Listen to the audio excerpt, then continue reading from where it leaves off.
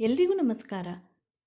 2025ರ ಕೃಷ್ಣ ಪಿಂಗಳ ಸಂಕಷ್ಟ ಚತುರ್ಥಿ ಸಮಯ, ಪೂಜಾ ವಿಧಾನ, ಮಹತ್ವ ಹಾಗೂ ಸರಳವಾದ ಮಂತ್ರಗಳು ಹಾಗೂ ಚಂದ್ರೋದಯ ಸಮಯದ ಬಗ್ಗೆ ಹೆಚ್ಚಿನ ಮಾಹಿತಿಯನ್ನು ಈ ವಿಡಿಯೋದಲ್ಲಿ ನೋಡೋಣ. ಜ್ಯೇಷ್ಠ ಮಾಸದಲ್ಲಿ ಆಚರಿಸಲಾಗುವ ಸಂಕಷ್ಟ ಚತುರ್ಥಿ ವ್ರತವನ್ನು ಕೃಷ್ಣ ಪಿಂಗಳ ಸಂಕಷ್ಟ ಚತುರ್ಥಿ ಎಂದು ಕರೆಯಲಾಗುವುದು. ಪತಿ ಮತ್ತು ಮಕ್ಕಳ ಯೋಗಕ್ಷೇಮಕ್ಕಾಗಿ ಹಾಗೂ ದೀರ್ಘಾಯುಷ್ಯಕ್ಕಾಗಿ ಈ ಸಂಕಷ್ಟ ಚತುರ್ಥಿ ವ್ರತವನ್ನು ಆಚರಿಸಲಾಗುವುದು. ಕೃಷ್ಣ ಪಿಂಗಳ ಸಂಕಷ್ಟ ಚತುರ್ಥಿ 2025ರ ಶುಭ ಮುಹೂರ್ತ ಯಾವುದು? ಕೃಷ್ಣ ಪಿಂಗಳ ಸಂಕಷ್ಟ ಚತುರ್ಥಿ ಪೂಜಾ ವಿಧಾನ, ಮಂತ್ರಗಳು ಹಾಗೂ ಮಹತ್ವವನ್ನು ಈ ವಿಡಿಯೋದಲ್ಲಿ ತಿಳಿಯೋಣ. ಸನಾತನ ಧರ್ಮದಲ್ಲಿ ಗಣೇಶ ಚತುರ್ಥಿಯನ್ನು ಬಹಳ ಮುಖ್ಯವೆಂದು ಪರಿಗಣಿಸಲಾಗಿದೆ.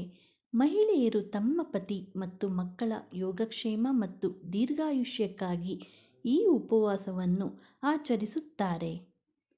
ಕೃಷ್ಣ ಪಿಂಗಳ ಸಂಕಷ್ಟ ಚತುರ್ಥಿ ಪೂಜಾ ವಿಧಾನ ಹೀಗಿದೆ.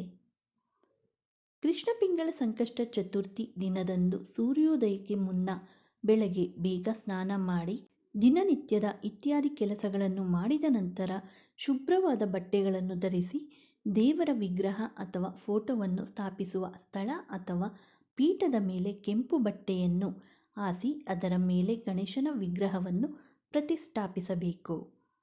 ಇದರ ನಂತರ ಪ್ರತಿಮೆಯನ್ನು ಗಂಗಾ ನೀರಿನಿಂದ ಅಭಿಷೇಕ ಮಾಡಿ ಮತ್ತು ನಂತರ ಧೂಪದೀಪಗಳನ್ನು ಬೆಳಗಿಸಿ, ಒಂದು ವೇಳೆ ಗಣೇಶನ ಫೋಟೋವನ್ನು ಪೂಜಿಸುತ್ತಿದ್ದರೆ ಗಂಗಾ ಜಲವನ್ನು ಫೋಟೋದ ಮೇಲೆ ಸಿಂಪಡಿಸಬಹುದು ಅಥವಾ ಅರಿಶಿಣದ ನೀರನ್ನು ಸಹ ಸಿಂಪಡಿಸಬಹುದು ಅಥವಾ ಒದ್ದೆ ಬಟ್ಟೆಯಿಂದ ಒರೆಸಬಹುದು. ಈ ದಿನ ಗಣೇಶನಿಗೆ ದೂರ್ವ, ಮೋದಕ, ಅಕ್ಷತೆ, ಕೆಂಪು ಚಂದನವನ್ನು ಅರ್ಪಿಸಬೇಕು. ಗಣೇಶನಿಗೆ ಪ್ರಿಯವಾದ ಪ್ರಸಾದಗಳು ಮತ್ತು ಹಣ್ಣುಗಳು, ಮೋದಕ ಇತ್ಯಾದಿಗಳನ್ನು ಅರ್ಪಿಸಿ ಮತ್ತು ಗಣೇಶನ ಚಾಲಿಸವನ್ನು ಪಠಿಸಬೇಕು. ಈ ದಿನ ಸಂಕಷ್ಟ ಚತುರ್ಥಿ ವ್ರತಕಥೆಯನ್ನು ಕೇಳಬೇಕು ಅಥವಾ ಓದಬೇಕು. ಚಂದ್ರೋದಯವಾದಾಗ ಚಂದ್ರನಿಗೆ ನೀರನ್ನು ಅರ್ಪಿಸಿ ಪೂಜಿಸಿ ನಂತರ ಉಪವಾಸವನ್ನು ತ್ಯಜಿಸಬೇಕು. ಕೃಷ್ಣ ಪಿಂಗಳ ಸಂಕಷ್ಟ ಚತುರ್ಥಿಯ ಮಹತ್ವ ಹೀಗಿದೆ. ಪ್ರತಿ ತಿಂಗಳ ಸಂಕಷ್ಟ ಚತುರ್ಥಿಗೆ ಹಿಂದೂ ಧರ್ಮದಲ್ಲಿ ಹೆಚ್ಚಿನ ಮಹತ್ವವಿದೆ. ಗಣೇಶನನ್ನು ಮೆಚ್ಚಿಸಲು ಜನರು ಈ ದಿನ ಉಪವಾಸವನ್ನು ಆಚರಿಸುತ್ತಾರೆ. ಪ್ರತಿ ತಿಂಗಳು ಗಣಪತಿಯನ್ನು ಬೇರೆ ಬೇರೆ ಹೆಸರುಗಳು ಮತ್ತು ಪೂಜೆ ವಿಧಿ ವಿಧಾನಗಳಿಂದ ಪೂಜಿಸಲಾಗುವುದು. ಪ್ರತಿ ಸಂಕಷ್ಟ ಚತುರ್ಥಿಗೂ ವಿಭಿನ್ನ ಆಚರಣೆಗಳು ಮತ್ತು ಕಥೆಗಳು ಇರುತ್ತವೆ. ಈ ದಿನ ಅತ್ಯಂತ ಭಕ್ತಿ ಮತ್ತು ಸಮರ್ಪಣಾ ಭಾವದಿಂದ ಪ್ರಾರ್ಥನೆ ಸಲ್ಲಿಸುವವನು ಎಲ್ಲ ಕೆಟ್ಟ ಕರ್ಮಗಳಿಂದ ಮುಕ್ತಿ ಹೊಂದುತ್ತಾನೆ ಮತ್ತು ಗಣೇಶನು ತನ್ನ ಭಕ್ತರಿಗೆ ಸಂತೋಷ, ಸಮೃದ್ಧಿ ಮತ್ತು ಬಯಸಿದ ಇಷ್ಟಾರ್ಥಗಳನ್ನು ದಯಪಾಲಿಸುತ್ತಾನೆ. ಭಗವಾನ್ ಗಣೇಶನು ಭಗವಾನ್ ಶಿವ ಮತ್ತು ಪಾರ್ವತಿ ದೇವಿಯ ಮಗ ಮತ್ತು ಹಿಂದೂ ಧರ್ಮ ಗ್ರಂಥಗಳ ಪ್ರಕಾರ ಭಗವಾನ್ ಶಿವನು ಗಣೇಶನನ್ನು ಪ್ರಥಮ ಪೂಜ್ಯ ಅಥವಾ ಸರ್ವೋಚ್ಚ ದೇವರು ಎಂದು ಘೋಷಿಸಿದ ದಿನವೇ ಸಂಕಷ್ಟ ಚತುರ್ಥಿ. ಆದ್ದರಿಂದ ಈ ದಿನ ಗಣೇಶನ ಪೂಜೆ ಮಾಡುವ ಭಕ್ತಾದಿಗಳ ಜೀವನದ ಎಲ್ಲ ಅಡೆತಡೆಗಳನ್ನು ಮತ್ತು ನೋವುಗಳು ನಿವಾರಣೆಯಾಗುತ್ತದೆ. ಮಕ್ಕಳಿಲ್ಲದವರು ಮಗುವನ್ನು ಹೊಂದಲು ಈ ನಿರ್ದಿಷ್ಟ ದಿನದಂದು ಉಪವಾಸವನ್ನು ಆಚರಿಸಬಹುದು ಮತ್ತು ಗಣೇಶನ ಆಶೀರ್ವಾದವನ್ನು ಪಡೆಯಬಹುದು. ಗಣೇಶನ ಆಶೀರ್ವಾದ ಪಡೆಯಲು ಹೆಚ್ಚಿನ ಜನರು ಸಿದ್ಧಿವಿನಾಯಕ ದೇವಸ್ಥಾನಕ್ಕೆ ಭೇಟಿ ನೀಡುತ್ತಾರೆ. ಕೃಷ್ಣ ಪಿಂಗಳ ಸಂಕಷ್ಟ ಚತುರ್ಥಿ ಮಂತ್ರ ಹೀಗಿದೆ.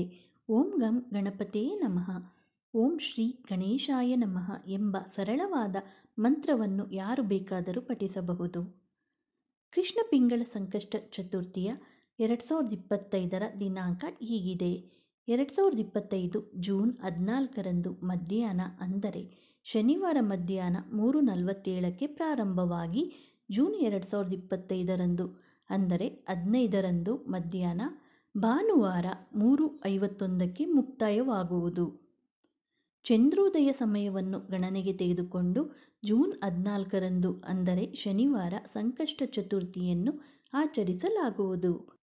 ಕೃಷ್ಣ ಪಿಂಗಳ ಸಂಕಷ್ಟ ಚತುರ್ಥಿ ಚಂದ್ರೋದಯ ಸಮಯ ಹೀಗಿದೆ. ಜೂನ್ 14ರಂದು ರಾತ್ರಿ, ಶನಿವಾರ ರಾತ್ರಿ 9:33ಕ್ಕೆ.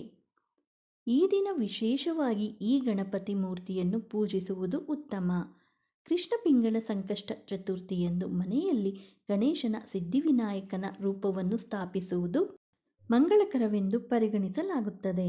ವಾಸ್ತು ಪ್ರಕಾರ ಮನೆಯಲ್ಲಿ ಕುಳಿತಿರುವ ಗಣಪತಿಯನ್ನು ಪ್ರತಿಷ್ಠಾಪಿಸುವುದರಿಂದ ಸುಖ, ಶಾಂತಿ, ಸಮೃದ್ಧಿ ವೃದ್ಧಿಯಾಗುತ್ತದೆ ಎಂದು ಹೇಳಲಾಗುವುದು.